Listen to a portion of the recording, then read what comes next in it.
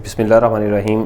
Students, MD cat के test number 21 जो कि हमारा यूएचएस के सिलेबस में किडनी फेलियर और थर्मो रेगुलेशन के नाम से है, तो उसके टेस्ट की डिस्कशन करने जा रहे हैं हम। स्टूडेंट्स, क्वेश्चन नंबर 1 है, in hypothalamus activation of heat gain centre results in. जिस स्टूडेंट इसमें जो की पॉइंट है ना वो ये है कि activation of heat gain centre. Heat gain centre से मुराद ये होगी कि हीट जो है वो गेन करने की अब ज़रूरत है। तो क्वेश्चन नंबर ए में है वेजोडाइलेशन। स्टूडेंट, वेजोडाइलेशन तो नहीं होगी, क्योंकि अगर वेजोडाइलेशन हो तो फिर तो हीट लॉस होती जाएगी, तो हमने तो करनी है हीट गेन, तो ये तो नहीं आंसर आएगा।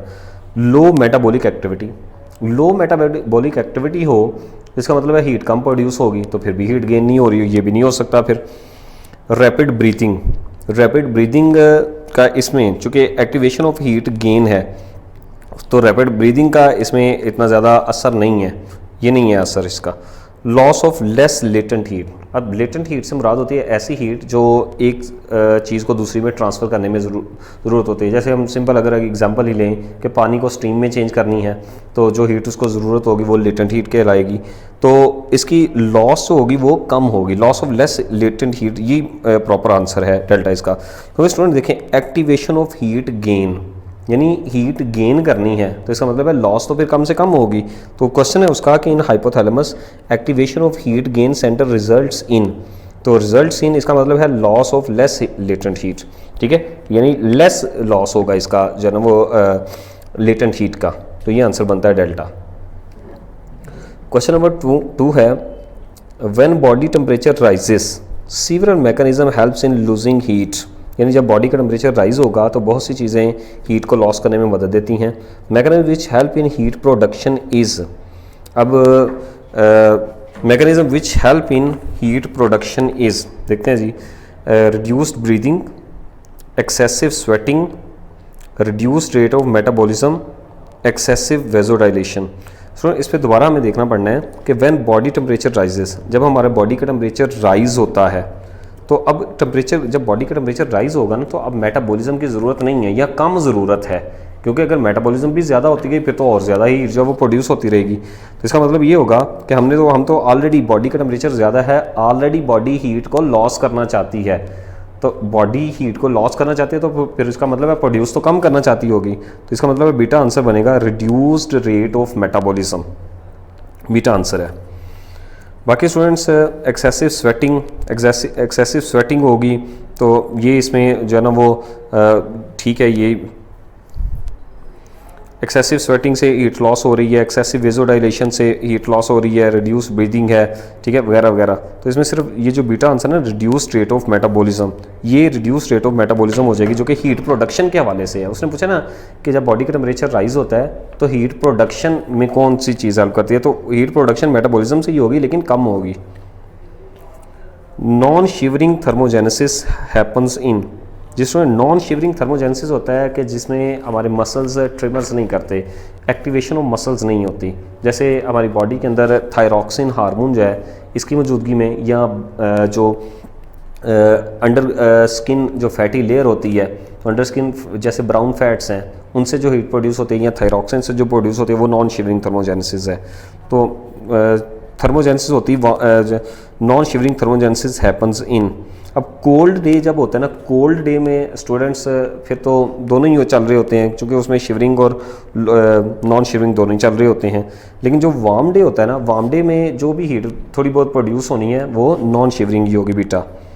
बाकी लो बॉडी टेम्परेचर, ये तो वो कोल्ड डे ही आ गया, कूलिंग मैकेनिज्म ये वही आ गया, तो इसका मतलब सिर्फ बीटा आंसर बनता है इसका। Question number 4, mechanism to lose heat in large animals include all except, ठीक है, इसमें mechanism to loss heat in large animals include all except spraying water over body. जी, जानवर अक्सर आपने देखा होगा कि गर्मियों में अपनी बॉडी के ऊपर पानी का छिड़काव करते हैं पानी के करीब। उसकी रीज़न ये होती है कि वो पानी ठंडा होता है, तो पानी जब बॉडी के ऊपर वो स्प्रे करते हैं तो अंदर से हीट लॉस होती है, तो ये तो होगा। फिर फ्लैपिंग ऑफ बिग ईयर, कानों को सीधा करना, ये भी कई जानवरों के अंदर ये भी होता है कि वो अपने कानों का सरफेस एरिया बढ़ा देते हैं ताकि जो है ना वो हीट लॉस करें। मोर बॉडी हेयर, जी more body hair, body hair जो होते हैं ना, ये तो इंसुलेटर के तौर पर एक्ट करते हैं, ये तो हीट को लॉस नहीं होने देते, क्योंकि ये एक स्ट्रक्चरल लेयर है जिसको हम पीलेज का नाम देते हैं, तो ये नहीं होगा। अवॉइडिंग सन बास्किंग भी नहीं करेंगे। तो mechanism to loss heat in large animal include all except, ठीक है जी। तो इसमें जो बॉडी हेयर होते हैं ना, ये आंसर बनता है, क्योंकि ये तो इंसुलेटर हैं, ये हीट लॉस नहीं करते। क्वेश्चन नंबर 5 है, फंक्शन ऑफ वेजो मोटर इंक्लूड। वेजो का मतलब क्या है?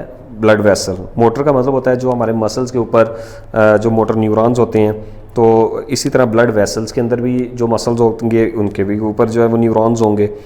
तो फंक्शन ऑफ वेजो मोटर इंक्लूड, अब वेजो मोटर का दोनों ही काम आ सकते हैं ना, वेजो डायलेशन करवाना भी और वेजो कॉन्स्ट्रिक्शन करवाना भी, यानी वेसल्स के मसल्स की कॉन्ट्रैक्शन होगी तो वेजो कॉन्स्ट्रिक्शन होगी, वेसल के मसल की डायलेटेशन होगी तो वेजो डायलेशन होगी, ये दोनों काम होंगे इस मोटर नर्वस सिस्टम के। डेल्टा आंसर है both A and B. Question number 6, all is true for adipose tissues except. So body के अंदर स्किन के नीचे कुछ adipose tissues, group of fatty tissues होते हैं जिनको हम लोग कोलेक्टिवली एडिपोज टिश्यूज़ कहते हैं। तो ये क्या काम करते हैं कि इट एक्ट्स एज इंसुलेटर, ठीक है जी, ये इंसुलेटर के तौर पर होते हैं। क्वेश्चन बी है जी part, found below the skin, ये तो है स्किन के नीचे, ये भी सही है। सेंस चेंजेस इन टेम्परेचर में चेंजेस को ये रिसेप्टर्स तो नहीं है, ये तो नहीं करते। फैट स्टोरेज तो की है इसने, चार्ली आंसर बना, क्योंकि ये रिसेप्टर्स नहीं है तो इनका काम सेंसेशन नहीं होता, तो आंसर हुआ Charlie. Question number 7, spasmodic contraction. Spasmodic कहते हैं एकदम से जो अकड़ाव आ जाता है उसको हम स्पास्म कहते हैं। तो spasmodic contraction of muscles that increases body temperature includes, जी spasmodic contraction of muscles. Student सर्दियों में अक्सर हमने देखा है कि हम ट्रिमर्स कर रहे होते हैं, ठीक है, वो ट्रिमर्स क्यों कर रहे होते हैं? दांतों के साथ दांत बाज रहे होते हैं, ये शिवरिंग थर्मोजेनेसिस है कि जिसके ज़रिए से बॉडी की हीट प्रोड्यूस होती है, वो कोई फजूल चीज़ नहीं है, ये एक प्रोटेक्टिव मैकेनिज्म होता है सर। तो shivering thermogenesis, delta answer. Question number 8, dash helps in stimulating protective mechanism against pathogens. जी students, dash helps in stimulating protective mechanism against pathogens. तो जो बॉडी का टेम्परेचर जब बढ़ता है तो हमने पढ़ा है कि हमारी बॉडी के अंदर पायरेक्सिया एक कंडीशन है, टेम्परेचर इन फीवर भी जिसको कहते हैं। तो अगर इन्फेक्शन के नतीजे में टेम्परेचर बढ़ जाता है तो उससे हमारी बॉडी का जो टेम्परेचर बढ़ना है वो हमें इस चीज़ का एहसास दिलाता है कि बॉडी को इन्फेक्शन हुई है। तो इंक्रीज़ इन बॉडी टेम्परेचर, तो ये जो इन्फेक्शन होती है इसके नतीजे में जो इंक्रीज़ इन बॉडी टेम्परेचर होता है ये हमें एहसास दिलाता है, ये एक प्रोटेक्टिव मैकेनिज्म है। चार्ली आंसर बना जी। क्वेश्चन नंबर 9 है, the main drawback of kidney transplant is. Student सबसे ज़्यादा जो डर खौफ वाली बात किडनी ट्रांसप्लांट में होती है वो ट्रांसप्लांट रिजेक्शन है। अब ट्रांसप्लांट रिजेक्शन क्या होती है कि टी लिम्फोसाइट्स, हमारे जो टी लिम्फोसाइट्स हैं ना, वो हर ऑर्गन को डिटेक्ट करते हैं। जब भी कोई ऑर्गन ग्राफ्ट किया जाता है तो उसकी देखते हैं केमिकल कॉम्पोजिशन, उसका ब्लड ग्रुप, उसकी केमिकल कॉम्पोजिशन क्या बॉडी टिश्यू के मुताबिक है कि नहीं। अगर ना होना तो वो फ़ायदा नहीं है, यानी एक बंदे का किडनी दूसरे को लगा दिया गया और है भी वो मैच भी नहीं करता था, तो इसका मतलब है टी लिम्फोसाइट तो उसको वहीं पे रिजेक्ट कर देंगे, उसको काम ही नहीं करने देंगे। तो ना किडनी उसके काम का रहा, ना जिसमें डोनर के काम का रहा, ना होस्ट के काम का रहा। तो इसका मतलब ये होगा कि हमें टिश्यू रिजेक्शन से सबसे ज़्यादा डर लगता है जब भी हम कोई भी ऑर्गन ट्रांसप्लांट करते हैं। बाकी हमें डिफ़िकल्टी इन ट्रांसप्लांटेशन वो तो एक्सपर्ट होते हैं, वो तो कर लेंगे। रेसिपिएंट जो है वो विल हो गया तो इसीलिए तो हम कर रहे हैं। टिश्यू डिस्ट्रप्शन का भी डर नहीं होता, टिश्यू रिजेक्शन का डर होता है। अल्फा आंसर है।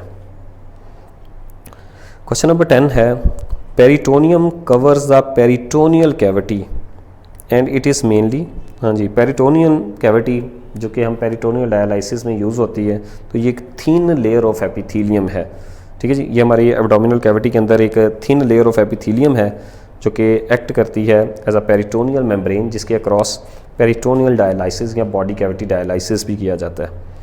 Charlie answer. How many types of dialysis there. Student 2 किस्म का डायलिसिस है। एक किस्म का डायलिसिस होता है जिसको हम हीमोडायलिसिस या आर्टीरियल डायलिसिस कहते हैं, यानी आर्टरीज से ब्लड निकाला जाता है डायलिसिस करने के बाद वापस वेन में डाल दिया जाता है, तो वो होता है आर्टीरियल या हीमोडायलिसिस नंबर 1। नंबर 2 होता है बॉडी कैविटी डायलिसिस, जो अभी हम बात कर रहे थे कि एब्डोमेन के अंदर एक पेरिटोनियल मेम्ब्रेन है और उस पेरिटोनियल मेम्ब्रेन के अक्रॉस डायलिसिस होती है, जिसको हम बॉडी कैविटी या पेरिटोनियल डायलिसिस कहते हैं। तो टोटल 2 किस्म के डायलिसिस है। Alpha answer. क्वेश्चन नंबर 12 है, elevated level of nitrogenous waste within body can lead to. जी, अगर नाइट्रोजनस वेस्ट इंक्रीज हो जाए तो इससे कन्वल्शंस हो सकती हैं। कन्वल्शंस कहते हैं कि बेचैनी होना, मसल्स का एक कॉन्ट्रैक्शन हो जाना, कॉन्ट्रैक्शन होकर जो बेचैनी हो जाती है उसको हम कन्वल्शंस कहते हैं। डेथ हो सकती है, कोमा में चला जाता है बंदा। ऑल ऑफ दीज आंसर बना delta. Question number 13, oxalates are present in all except. जिस स्टूडेंट ऑक्सलेट्स होते हैं ये स्पिनच यानी पालक में तो हैं, टमाटर में भी हैं, टोमेटोस, ग्रीन वेजिटेबल्स, सीरियल्स में नहीं होते, तो आंसर हुआ डेल्टा। ऑक्सलेट्स इसमें नहीं होते। क्वेश्चन नंबर 14 है, animals that keep their body fluids isotonic to external environment are osmoconformers. नहीं, वो स्टूडेंट्स ऐसे जानवर कि जिस तरह का बाहर सल्यूट और सॉल्वेंट की कंडीशन है वैसे ही बॉडी के अंदर हो जाए, तो ऐसे जानवरों को हम लोग ऑस्मोकन्फॉर्मर कहते हैं। इसका थोड़ा सा मैं बता देता हूँ आपको कि मिसाल के तौर पर अगर कोई जानवर ऑस्मोकन्फॉर्मर है, फ़र्ज़ करते हैं कि ये हमारे पास एक्सटर्नल इन्वायरमेंट है, अब ये जानवर ना ऑस्मोकन्फॉर्मर है। स्टूडेंट, ऑस्मोकन्फॉर्मर से मुराद ये होती है कि ये जानवर ना अगर बाहर फ़र्ज़ करें हाइपरटोनिक हुआ तो इसकी बॉडी भी हाइपरटोनिक ही हो गई। समझ लगी? अगर बाहर हाइपरटोनिक हुआ तो बॉडी भी हाइपरटोनिक ही हो गई। बाहर फ़र्ज़ करते हैं कि बाहर अगर हम इसको ऐसे माहौल में रखते कि जहाँ बाहर हाइपोटोनिक है, जान वही एनिमल वही है, अगर हमने बाहर हाइपोटोनिक हुआ तो अंदर भी हाइपोटोनिक ही हो गया, यानी ये दोनों कंडीशंस आइसोटोनिक है, तो ऐसे जानवर को हम कहते हैं ऑस्मोकन्फॉर्मर।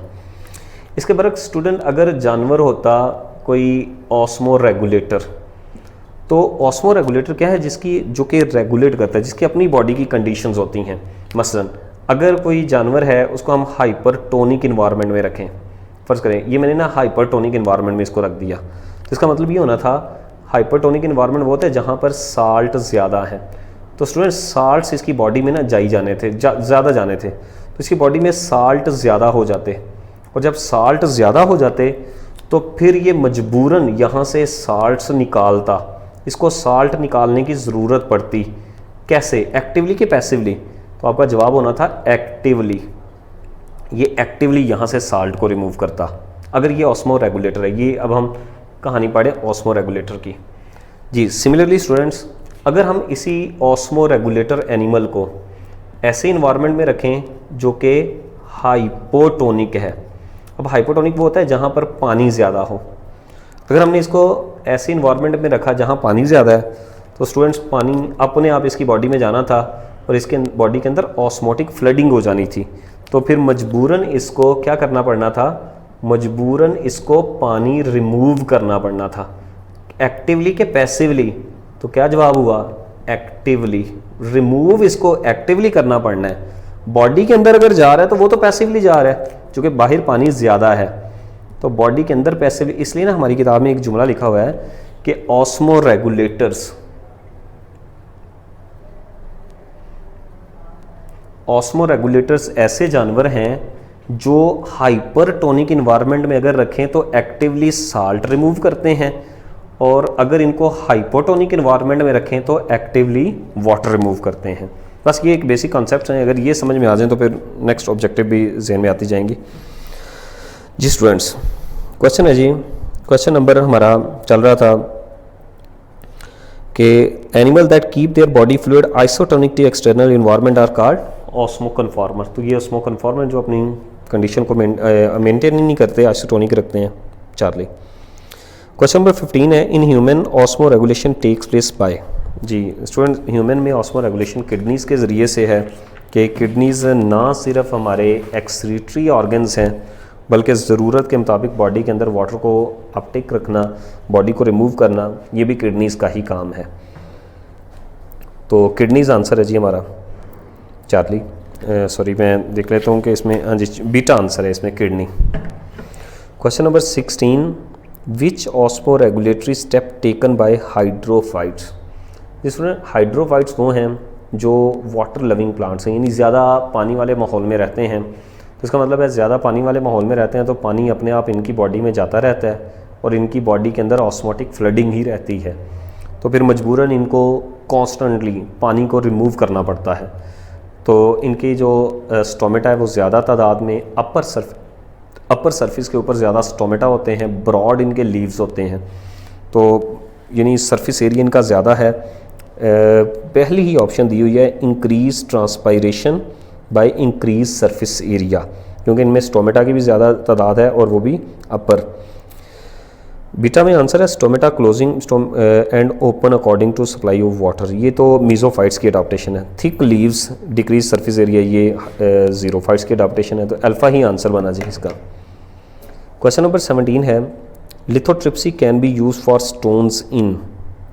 जी lithotripsy can be use to break stones in. सारे ये किडनी में भी, यूरिटर में भी, गाल ब्लैडर में, जहाँ भी किडनी स्टोन्स हों ये वहाँ से किडनी स्टोन्स ब्रेक करने के लिए यूज़ होते हैं, तो आंसर हुआ डेल्टा। क्वेश्चन नंबर 18 है in hypotonic environment the cell becomes. जिस स्टूडेंट अभी हम थोड़ी देर पहले बात कर रहे थे कि अगर हाइपोटोनिक इन्वायरमेंट में सेल को रखा जाए ना तो पानी उसकी बॉडी के अंदर जाता रहेगा, तो वो सेल ना फूल जाएगा, टर्जिड हो जाएगा, स्वेल हो जाएगा, सेल जो है ना वो स्वेल हो जाएगा। तो ये तो बड़ा आसान है, तो टर्जिड होने का खतरा है, बस्ट होने का खतरा है, रिजिड नहीं है, श्रिंक नहीं है, श्रिंक हाइपोटोनिक में होगा, नॉर्मल नहीं रहेगा, टर्जिड हो जाएगा। नॉर्मल आइसोटोनिक इन्वायरमेंट में रहते हैं, श्रिंक हाइपरटोनिक इन्वायरमेंट में होते हैं क्योंकि वहाँ पे पानी निकलता है, तो आंसर हुआ चार्ली। क्वेश्चन नंबर 19 है dash has enabled animals and plants to distribute themselves in wide range of water habitat. Osmoregulation, osmoregulation ही वो अमल है जो जानवरों को वाइड रेंज ऑफ हैबिटेट में रहने के काबिल बनाता है, यानी डिफरेंट टाइप्स के हैबिटेट में जाते हैं जानवर। ऑस्मो रेगुलेशन आंसर है जी बीटा।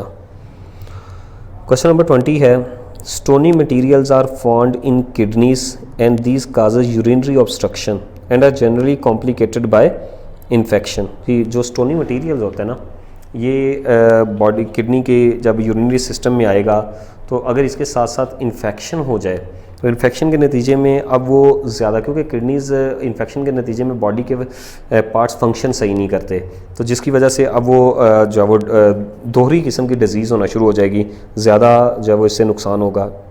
चार्ली। क्वेश्चन नंबर 21 है during dash salts are accumulated in the body to form kidney stones. जी ड्यूरिंग यूरिन फॉर्मेशन, यानी वो जो यूरिन फॉर्मेशन जब होती है ना तो यूरिन फॉर्मेशन के दौरान जब फिल्ट्रेशन हो रही होती है तो उस यूरिन फॉर्मेशन के दौरान कुछ जो साल्ट्स हैं वो प्रेसिपिटेट कर जाते हैं हमारे यूरिनरी सिस्टम के पेल्विस रीजन में, यूरिटर रीजन में या यूरिनरी ब्लैडर रीजन में। चार्ली आंसर है। क्वेश्चन नंबर 22 है at which area of the kidney calcium phosphate stones are preferably formed and accumulated. जी तो प्रेफरेबली जो स्टोन्स बनते हैं इसमें कैल्शियम फॉस्फेट्स का उसने जिक्र किया है। वैसे कोई भी स्टोन्स होते हैं ना प्रेफरेबली पेल्विस रीजन में या ब्लैडर रीजन में बनते हैं। उसकी रीज़न क्या है? क्योंकि वहाँ पर यूरिन स्टोर होता है। कि अभी हम डिस्कशन नंबर 20 में भी हमने डिस्कशन किया था कि जो रीनल पेल्विस रीजन है, रीनल पेल्विस रीजन में भी यूरिन स्टोर होता है, तो वहाँ भी किडनी स्टोन्स होने के चांसेस ज़्यादा होंगे। इसी तरह यूरिनरी सिस्टम का जो यूरिनरी ब्लैडर है तो ब्लैडर में भी यूरिन स्टोर होता है, तो वहाँ भी जो है वो स्टोन बनने के ज़्यादा चांसेस होंगे। फिर जी students question number 23 a patient came in hospital with pain in kidney, ultrasound reveals presence of stones and in his history he usually takes tomatoes and green vegetables. Which type of stones will be present? ये green vegetables देता है तो calcium oxalates के stones होने के chances हैं, क्योंकि हमने पढ़ा है हमारी बुक में लिखा है कि ऑक्सलेट्स वगैरह जो हैं ये ग्रीन वेजिटेबल्स वगैरह में मौजूद होते हैं, तो ये तो चार्ली आंसर बना। क्वेश्चन नंबर 24 है hypercalcaemia in the body is the following type of disorder. Student hypercalcaemia एक मेटाबॉलिक डिसऑर्डर है। हाइपरकैल्सीमिया मीन हाई कैल्शियम इन ब्लड्स, यानी ब्लड के अंदर अगर कैल्शियम ज़्यादा हो गया तो इसका मतलब है कोई मेटाबॉलिक डिसऑर्डर हुआ। जैसे चले समझ लेते हैं हम लोग कि कोई कैल्सिटोनिन की प्रॉब्लम हो सकती है, पैराथायराइड हार्मोन की प्रॉब्लम हो सकती है। अब ये मेटाबॉलिक प्रॉब्लम है जिनकी वजह से कैल्शियम का लेवल जो है वो बढ़ गया ब्लड में। अब ब्लड में कैल्शियम बढ़ा तो वही ब्लड जब किडनीज़ में जाएगा तो वहाँ पे कैल्शियम के स्टोन्स काज करेगा। तो आंसर हुआ मेटाबॉलिक यानी डेल्टा आंसर। क्वेश्चन नंबर 25 है, marine mammal dispose of excess heat into warm seas by large number of blood vessels in outer layer of skin. जी मेरीन मैमल्स होते हैं ना, वो अपनी जो स्किन है वो एडिपोज उनकी जो आउटर स्किन है वहाँ पे ब्लबर लेयर होती है, और उस ब्लबर लेयर की वजह से वो अपनी बॉडी की हीट जो है वो लॉस करते रहते हैं।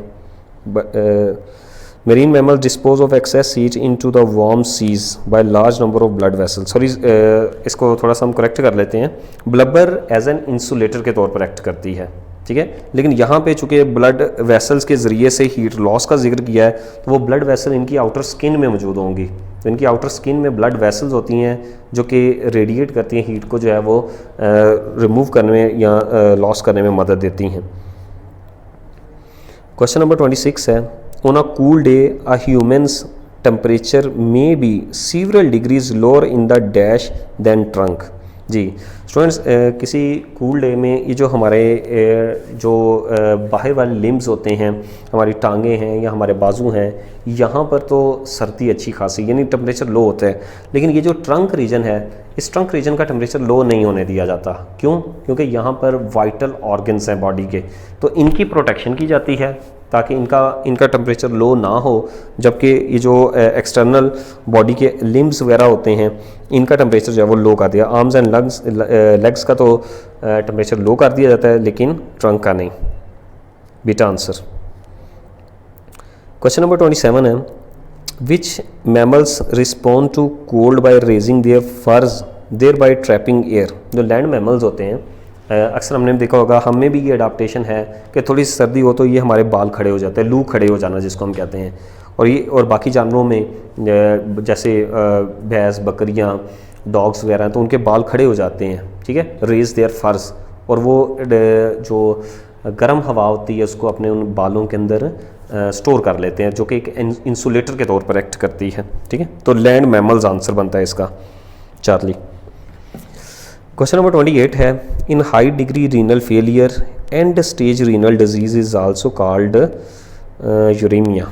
यूरेमिया ये हमारी बुक के मुताबिक है कि in high degree renal failure end stage renal disease is called uraemia, जब किडनीज मुकम्मल तौर पर अपना काम छोड़ देते हैं और उसका सिर्फ एक ही इलाज होता है और वो होता है किडनी ट्रांसप्लांटेशन। तो यूरेमिया कहते हैं इसको, चार्ली आंसर। बाकी जहाँ तक आंसर है एनीमिया, लॉस ऑफ ब्लड यानी खून की कमी जिसको हम कहते हैं loss of RBCs, hyperplasia, hyper कहते हैं ज़्यादा, हाइपरप्लेसिया यानी सेल्स की डिवीजन जब ज़्यादा हो जाती है तो उसको हम हाइपरप्लेसिया कहते हैं। Hypercalcaemia, hypocalcaemia, low calcium, delta. तो यहाँ पे आंसर चार्ली है, यूरेमिया। क्वेश्चन नंबर 29 है, birds and mammals are. Student, birds और मैमल्स अगर हीट प्रोडक्शन की बात की जाए तो ये होम्योथर्म्स हैं। बॉडी टेम्परेचर मेंटेन करने की बात की जाए तो ये वार्म ब्लडेड हैं जिनको हम लोग होम्योथर्म्स भी कहते हैं। और हीट प्रोडक्शन की बात की जाए तो ये एंडोथर्म्स है, यानी हीट प्रोडक्शन के हवाले से ये एंडोथर्म्स है और टेम्परेचर मेंटेन के हवाले से ये होम्योथर्म्स यानी वार्म ब्लडेड है। तो आंसर बनता है हमारे पास delta, both A and B, delta answer. जिस क्वेश्चन नंबर 40 है, regional temperature difference within an animal is obtained by. जी रीजनल टेम्परेचर डिफरेंस, अब ये जो हमारा रीजन है इसमें टेम्परेचर डिफरेंस किसकी वजह से पहचाना जाएगा? वेजो डायलेशन, वेजो कॉन्स्ट्रिक्शन, वेजो सर्कुलेशन, ये दोनों ही हैं कि जो रीजनल टेम्परेचर डिफरेंस है with in an animal is obtained by. तो ये रीजनल टेम्परेचर वेजो डायलेशन की वजह से भी और वेजो कॉन्स्ट्रिक्शन की वजह से भी, यानी कहने का मतलब ये है कि रीजन के अंदर अगर जब वो टेम्परेचर ज़्यादा होगा तो बॉडी का टेम्परेचर ज़्यादा हो जाएगा तो वेजो डायलेशन हो जाएगी। रीजन में टेम्परेचर कम होगा, बॉडी का टेम्परेचर कम होगा तो वेजो कंस्ट्रिक्शन हो जाएगी ताकि हीट लॉस ना हो। तो आंसर हुआ Charlie, both A and B. जी स्टूडेंट्स, क्वेश्चन नंबर 31 है हमारे पास। क्वेश्चन नंबर 31 जो कि टेस्ट नंबर 21 का है। Homeostasis thermostat which facilitate process of thermoregulation in man is. जी होम्योस्टेटिक थर्मोस्टेट जो इंसान का है वो हाइपोथैलेमस को कहते हैं, और ये वैसे ही बड़ा कॉमन एमसीक्यूज़ है में से है कि thermostat of the body is dash, तो thermostat of the body is hypothalamus. Charlie. Question number 32 है animal which uses saliva and urine for cooling the body is. जी बैट्स जो होते हैं ना, बैट्स के पास ये अडाप्टेशन है, मुख्तलिफ जानवरों में मुख्तलिफ अडाप्टेशन होती है थर्मो रेगुलेशन के लिए, तो उनमें बैट्स के अंदर ये ऑप्शन है कि उनकी बॉडी का अगर टेम्परेचर हाई हो जाए तो उनका सलाइवा सिक्रीट होता रहता है, तो वो सलाइवा सिक्रीट करते हैं, तो सलाइवा सिक्रीशन की वजह से जो है वो बॉडी का टेम्परेचर मेंटेन होता है। सिमिलरली यूरिन बॉडी से रिलीज़ होता है, तो यूरिन भी हीट लॉस करने का एक मैकेनिज़्म है बैट्स में। Delta answer. क्वेश्चन नंबर 33 है in bacterial and viral infections chemicals produced are known as. जी बैक्टीरियल और वायरल इन्फेक्शन में जब बॉडी के अंदर बैक्टीरिया या वायरस का अटैक होता है तो ल्यूकोसाइट्स इंक्रीज़ हो जाते हैं। स्टूडेंट ये जो ल्यूकोसाइट्स है ना, मिसाल के तौर पर अगर किसी को बैक्टीरियल या वायरल इन्फेक्शन हुई तो इस इन्फेक्शन के नतीजे में इंक्रीज़ हो जाते हैं ल्यूकोसाइट्स, और ये ल्यूकोसाइट्स क्या होते हैं, ये एबनॉर्मल ल्यूकोसाइट्स हैं। स्टूडेंट ये जो इन्फेक्शन है प्लस ये जो ल्यूकोसाइट्स है ना, ये बॉडी के अंदर एक केमिकल खारिज करते हैं जिसको हम कहते हैं पायरोजन, और ये पायरोजन जाके फिर हाइपोथैलेमस पे अटैक करती है। ठीक है, और हाइपोथैलेमस का जो सेट पॉइंट है, जो कि हमने पढ़ा हुआ है कि हाइपोथैलेमस का सेट पॉइंट है 36 से 38 डिग्री सेंटीग्रेड, ये इसको इंक्रीज़ कर देते हैं। अभी फ़र्ज़ करते हैं कि अभी मेरा सेट पॉइंट जो हाइपोथैलेमस में ना वो है 36 से 38, तो मेरी बॉडी का टेम्परेचर भी 36 से 38 है। एसी का टेम्परेचर होता है 20 डिग्री सेंटीग्रेड पे आपने लगाया, तो वो कमरे का टेम्परेचर 20 डिग्री सेंटीग्रेड रहता है। एसी का टेम्परेचर बढ़ा दें, कमरे का टेम्परेचर बढ़ जाएगा। इसी तरह इसका ना सेट पॉइंट बढ़ा देता है, ये जो पायरोजन्स होते हैं ना, ये इसका सेट पॉइंट बढ़ा देंगे, और जब इसका सेट पॉइंट बढ़ा देंगे तो बॉडी का टेम्परेचर भी बढ़ जाएगा, और जब बॉडी का टेम्परेचर बढ़ जाए तो उसको फिर हम लोग पायरेक्सिया या टेम्परेचर इन फीवर का नाम भी देते हैं, या इन्फेक्शियस फीवर भी फिर उसको हम कहते हैं।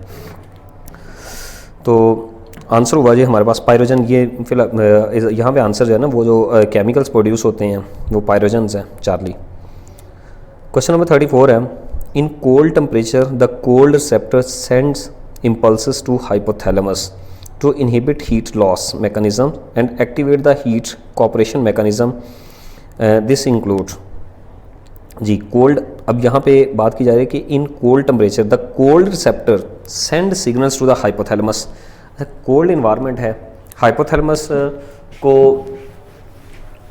इंफॉर्मेशन दी जाएंगी क्या। देखें अब इसकी ना स्टेटमेंट थोड़ी सी लंबी है तो साथ साथ डिस्कस। इन कोल्ड टेम्परेचर यानी स्टूडेंट्स बात की जा रही है कि कोल्ड टेम्परेचर है क्या है, द कोल्ड रिसेप्टर। अब यहाँ पे कोल्ड रिसेप्टर्स हैं, वो इसको डिटेक्ट करते हैं। इम्पल्सेस टू हाइपोथैलेमस, और किसको इंफॉर्मेशन देते हैं, हाइपोथैलेमस को। स्टूडेंट अगर ये हाइपोथैलेमस को इंफॉर्मेशन देते हैं तो हाइपोथैलेमस अब वार्मथ मैकेनिज्म को एक्टिवेट करेगा टू इनहिबिट हीट लॉस। अब इसने क्या करना है, चूँकि कोल्ड इन्वायरमेंट है ना, बॉडी का टेम्परेचर तो जो है वो कम हो गया है, तो अब तो हीट लॉस नहीं करनी। And activate the heat cooperation mechanism, ठीक है, यानी हीट के सेंसेस का मैकेनिज्म। अब ये क्या करेगा, ये हाइपोथैलेमस ना, ये हीटिंग प्रोसेस, ठीक है, हीटिंग प्रोसेस जिसको हम वार्म मैकेनिज्म भी कहते हैं, तो इसको एक्टिवेट करेगा। और वो क्या है, हीटिंग प्रोसेस को एक्टिवेट करना है कि लेस लॉस ऑफ हीट। अब लेस लॉस ऑफ हीट करने की ज़रूरत है, फिर मोर हीट प्रोडक्शन। अब मोर हीट प्रोडक्शन की ज़रूरत है, जिसमें ये होंगे कैसे भला, ये होंगे दो तरह से। यानी लेस हीट लॉस करनी है ना अगर, तो करवाना पड़ेगा वेजो कॉन्स्ट्रिक्शन, यानी वेजो कॉन्स्ट्रिक्शन हो जाएगी ताकि स्किन को ब्लड फ्लो कम हो। और अगर मोर हीट प्रोडक्शन करनी है तो थर्मोजेनेसिस होगी। और चूँकि ये सर्दियों वाला इन्वायरमेंट है तो इसका मतलब है कौन सी थर्मोजेनेसिस होगी, जैसे मोस्टली जो आप होगी ना वो शिवरिंग थर्मोजेनेसिस होगी। तो देखते हैं जी अब इसमें आंसर क्या बनता है हमारा। तो क्या होगा, वेजो कंस्ट्रिक्शन होगी, जी हाँ, शिवरिंग थर्मोजेनेसिस होगी, जी हाँ, और इसके साथ साथ एडिशनल नॉन शिवरिंग भी होगी। ठीक है। यानी अगर चाहे गर्मियों में सिर्फ नॉन शिवरिंग होती है, लेकिन सर्दियों में शिवरिंग भी होती है और नॉन शिवरिंग भी होती है, तो ये सारे काम होंगे। तो आंसर होगा delta, all of this. Question number 35 है, increase in blood flow to the skin take place in thermoregulation when. जी, थर्मो रेगुलेशन कब होगी ज़्यादा? ठीक है जी स्टूडेंट्स, जब बॉडी का टेम्परेचर ज़्यादा होगा ना तो तब वेजो डायलेशन होगी। तो बॉडी का टेम्परेचर यानी टेम्परेचर ज़्यादा होने से जो ना वो थर्मो रेगुलेशन होगी, ब्लड फ्लो ज़्यादा होगा ताकि हीट लॉस ज़्यादा की जाए। यानी इसके उल्ट बात करेंगे हम लोग कि टेम्परेचर ज़्यादा, अब heat receptor, hypothalamus cooling mechanism, और अब वो क्या करेंगे, वेजो डायलेशन करेंगे, मोर ब्लड फ्लो। तो इंक्रीज टेम्परेचर जब होगा, अल्फा आंसर। क्वेश्चन नंबर 36 है, the minimum and maximum temperature at which thermostats remains shut off is. जी 36.1 से 37.8, ये बुक के अंदर लिखा भी हुआ है, ये नॉर्मल रेंज है। इसको राउंड ऑफ करके हम 36 से 38 कहते हैं, एग्जैक्ट पॉइंट है 36.1 to 37.8, alpha answer. Question number 37 है, marine mammals such as whales and seals inhibit कहते हैं रहना, ड्वेल रहना, inhabit much colder water than their body temperatures, have a very thick layer of fat called blubber, जो कि insulator के तौर पर एक्ट करती है। तो वो वेल्स या सील्स मछलियाँ जो होती हैं उनमें ब्लबर लेयर होती है जो इंसुलेटर के तौर पर एक्ट करती है कोल्डर वाटर में। क्वेश्चन नंबर 38 है, dash hormones trigger the heat production in mammals. Students पहले भी हमने बात की थी कि कौन सा हार्मोन है जो थायराइड हार्मोन्स होते हैं ना, ये हीट को ट्रिगर करते हैं, मेटाबॉलिज्म को इन्हांस करते हैं। तो थायरॉक्सिन कह लें या थायराइड के हार्मोन्स कह लें, बीटा आंसर। क्वेश्चन नंबर 39 है, in dogs the evaporative cooling is performed by respiratory tract known as panting. Students dogs में जब बहुत ज़्यादा गर्मी होती है तो अक्सर आपने देखा होगा कि कुत्ते जो होते हैं ना उनकी ज़ुबानें बाहर निकली होती हैं, तो उनकी ज़ुबान के ऊपर पसीना आया होता है। अब उनका जो रेस्पिरेटरी सिस्टम है वो इनकी मुंह यानी उनकी टंग के साथ जो वो लिंक है, वो तेज़ी से सांस लेते हैं, जिसको हाँपना कहते हैं, उर्दू में इसको कहते हैं हाँपना, और उनकी ज़ुबान पे पसीना आता है, और जो साइंटिफिक लैंग्वेज में इसको पेंडिंग कहते हैं। तो ये डॉग्स के अंदर पाया जाने वाला हीट लॉस का एक मैकेनिज्म है जिससे इवेपोरेटिक कूलिंग होती है, चार्ली आंसर। क्वेश्चन नंबर 40 है, during intense physical activity for example sports dash becomes the main Avenue of heat loss. जिसमें जब कोई भी स्पोर्ट्स एक्टिविटी चल रही होती है बहुत तेज़ी से, तो आपने देखा होगा कि अक्सर स्पोर्ट्समैन जो है वो तेज़ी से सांस भी लेते हैं और उनमें जो बॉडी का टेम्परेचर है ना वो बढ़ रहा होता है, और जब बॉडी का टेम्परेचर बढ़ता है तो उनको पसीना ज़्यादा होता है, स्वेटिंग उनकी ज़्यादा होती है। तो स्वेटिंग कह लें, लेकिन यहाँ पे इवेपोरेशन आंसर दिया हुआ है, तो इस इवेपोरेशन की वजह से उनकी बॉडी से हीट लॉस हो रही होती है। तो ये कन्वेक्शन, कंडक्शन, रेडिएशन, ये भी हीट लॉस के ही मैकेनिज्म है जो कि फ़िज़िक्स में आप लोग पढ़ते हैं। जैसे वो कन्वेक्शन जिसमें सोर्स की ज़रूरत नहीं होती, ठीक है, कंडक्शन होता है जिसमें अगर आप जो ना वो लोहे का या स्टील का एक हिस्सा गर्म करो तो दूसरा भी गर्म हो जाता है, कंडक्शन उसको कहते हैं, ठीक है। रेडिएशन, सूरज की शुआएं जो पहुंच रही हैं वगैरह वगैरह। लेकिन यहाँ पे जो इवेपोरेशन है ये आंसर है। स्टूडेंट इसके साथ ही टेस्ट नंबर 21 की डिस्कशन हमारी कंप्लीट हुई। उम्मीद करता हूँ कि आप में ज़्यादातर आंसर्स ठीक होंगे, और अगर नहीं ठीक तो इसका मतलब है कि आपको मेहनत की ज़रूरत है MD कैट में मज़ीद, और बायोलॉजी में आपको करना ये चाहिए कि मैक्सिमम आंसर्स सही होने चाहिए, यानी आउट ऑफ 80 आपके मैक्सिमम 1 या 2 इससे ज़्यादा गलत नहीं होने चाहिए, या पहली बात है कोई भी गलत नहीं होना चाहिए। तो उम्मीद करता हूँ इंशाल्लाह ताला आपकी बायोलॉजी की तैयारी बहुत अच्छी हो रही होगी, बाकी सब्जेक्ट्स की भी। अल्लाह हाफ़िज़।